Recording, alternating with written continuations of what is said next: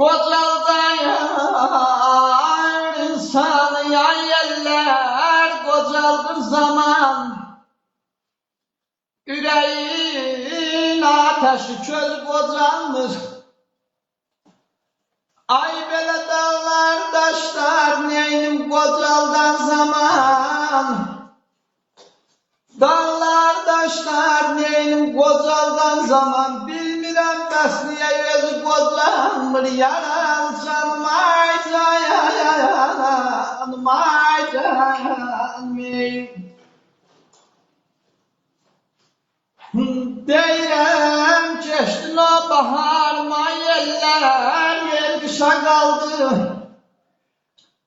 Üzü kara kaldı, ey belə yağışa kaldı. Ya aman ey, ya aman ey.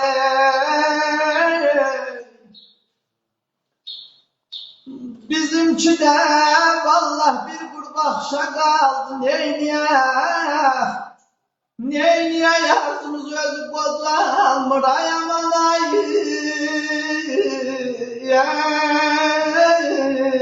aman ey.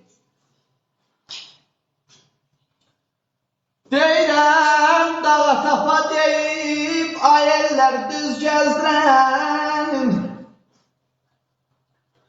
Beşe 50 deyip 100 gezdiren.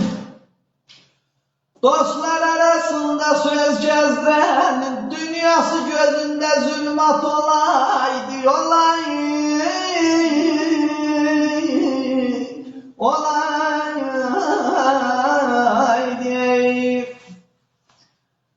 Abele her kim yer öz behrene balalayla. Allah'ı dahil gahrini eller kadına.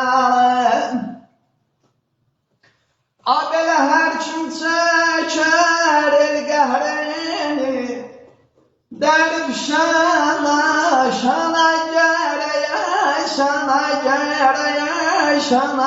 gereye, şana gereye.